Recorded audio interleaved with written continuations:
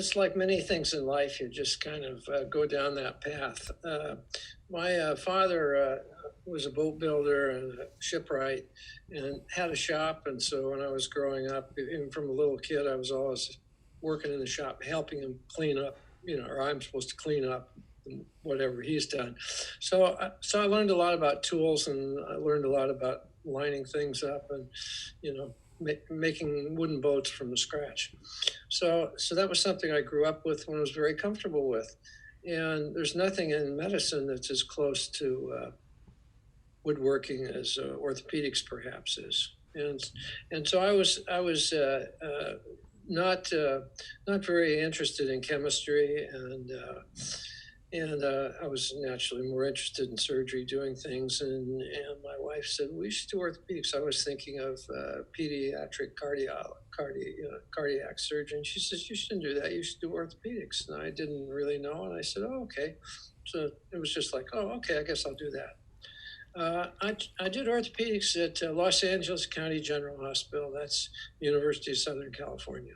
We had a challenging program at LA County. It was a big, inner city trauma zoo, and everybody had to go in the military in those days. And so at the end of residency for 2 years, and one of my classmates in residency was Steve Lombardo, who has wound up being a sports guy in West Los Angeles. Steve had done a fellowship, or was doing a fellowship with Curlin and Job. And I said, oh, that's pretty interesting. We never saw any of that stuff. I think I'll do that. So I wound up doing that and went back home to Tacoma, Washington. And after a very short time, I said, oh, this is a little bit different. So then after 2 years, I took a job in Palo Alto with a group that provided the care for the 49ers and the Giants and all the Stanford athletic teams and faculty and students. And so I was there for a while, and I got recruited. Somebody passed my name around, and Henry Ford said, would you come back here and start a department for us? And I said, no. And a year later, they came back and they said, hey, would you come back and start a department? And I said, oh, okay, I'll do that as long as you give me this, this, and this. And they said, sure. So I moved back there and to start a sports medicine division in 1980. Well, yeah. So I started off and immediately was the team physician for the Lions and the orthopedist for the Tigers. And 2 years later, the Red Wings asked me if I'd take care of them. So I took care of all three of those teams. And a few years later, the Pistons asked me if I'd take care of them. So I wound up with all of them. And then the women's NBA team, the Shock. And so I was spending all my time going to games, actually, because I went to all the games. Well, I had ideas about trying to create a great orthopedic center, just a high quality center. And the CEO of that hospital, who was a great CEO, said, yeah, we can turn that into sports medicine. I'll do that. So anyway, I started at the DMC. And then it was an uphill battle because we had to change the residency program and change everything around, which we did. And then we started to build up a pretty good program. Jeff and I were residents all the way through same year of residency. And Jeff was a very passionate, driven individual. He was very focused. And Jeff had, long story, Jeff moved around. Jeff went to practice in Reno, Nevada.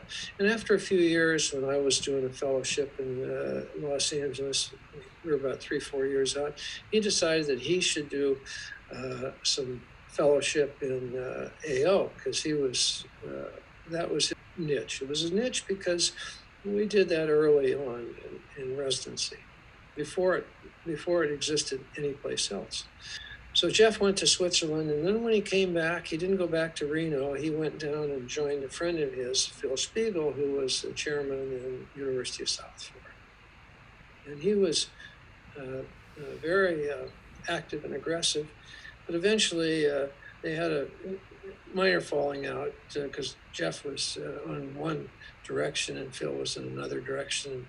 Or he was working on his book, which is a marvelous book. So, but he also was not really happy orthopedics, and we were good friends. I said, why don't you come up and join us?" And he did, and Hudson Hospital, Frank Eichabel was able to supply him with what he wanted, and he agrees that we had a period of time where the orthopedics was great, and the cases were great. And then Jeff recruited Keith Mayo to come back, and Keith, I had 2 years when I went home in Tacoma and was going to Harborview on Wednesdays. I got to know Keith a little bit, and so Keith was a good fit, and so three of us had a great time. You know, carried the biggest whip was J. Paul Harvey, the chairman at USC. And he was a hard worker, but he made everybody else work hard, but you couldn't complain that much because he was working hard too, you know. And he was one of those people that you could be, and that we didn't have staff covering cases in-house in those days. And you could be at 4 o'clock in the morning washing out an open tibia, and all of a sudden you realize there's somebody in the room, and it's Dr. Harvey, and he says, "What are you doing? It's 4 o'clock, you know, what are you doing?" So he was tough, but he had a lot of very profound lessons. I did one girl once that I told her that I thought that she needed a realignment of her femur for knee pain. But I said, you can live with it. You know, it's not that bad. And then one night, some months later, emergency room called and said, this so-and-so. And I said, yeah, she's in here bleeding out, from a gastric bleed. And I said, really? And she's got 4 grams of hemoglobin. And I went, oh. So anyway, she got all squared away, and I said, what was going on? And she said, well, they thought it was the aspirin, that I was taking for my knee pain. I said, how much aspirin are you taking for your knee pain? She says, almost a bottle a day. And I went, oh. And I said, well, maybe we'll do this osteotomy. And I did. And after she recovered, she said, this has changed my life. I'm going to change my major, and I'm going to go to medical school, and I'm going to become an orthopedic surgeon. And she did. It's amazing. Amazing, off of somebody who had sore knees.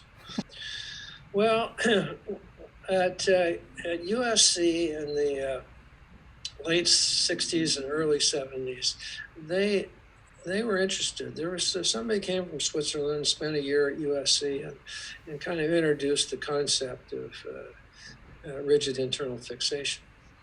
So they had a few cases. We had the basic cases. In those days, there wasn't much. Smith, Klein, and French was the distributor. But we got exposed to a great deal of internal fixation. And it was all done on the basis of really trying to see if it really worked or not. So there wasn't a lot of AO going on in those days, but there were courses that had been started. And the people that were organizing the courses were people that I knew. And so early on, like maybe 1978, they started inviting me to instructed courses. And that just continued on for the next almost 40 years. Well, I'll tell you, it was an interesting thing because I did the fellowship with Curlin and Job and did all the sports. But I also was had done a lot of trauma and was involved with the AO. And that's about bone work. And of course, if you're going to do osteotomies, you have to be comfortable working with bones. And if you're just doing soft tissue, which is what most of sports is, you don't have the quite same comfort level working on bones. I was interested very early on with, I suppose first maybe fixing fracture deformities, but then I realized that the deformities, subtle deformities, are what frequently causes a soft tissue injury in athletes. And I worked on that concept for a long time, and before I started to try and recognize and undo deformities in active people. Well, obviously technology advances, and so you get better information, better images, and to some extent the equipment's a little bit better, but not all that much. I think that there's a destructive element that's occurred, and that's been the introduction of business interests. And I think it's changed the emphasis from taking care of patients to taking care of billing and taking care of what the hospital wants or the insurance company wants or what you have to do to almost to make a decent living. And that's been very, very destructive. Well, you get sidetracked with all kinds of things. I mean, you're bombarded with advertisements and people doing wild and crazy things. And you should do things that are very, very principled. But in the end, what makes you do the best is the good that you can do for people. And I find patients, most all patients, maybe they're hard to talk to sometime, but patients tell you what's wrong, and they'll tell you things that are not in any textbooks that are important, that are the future. And doing a good history and a good physical will keep you out of more trouble than any other thing that ever takes place. But the people that are really interested in, in patients and in results, if they do a lot of surgery, if they're pretty good, then that's the most important thing. It's almost, if you're good and have a reputation for being good, that's very important. It's perfect. Thank you. You're very welcome.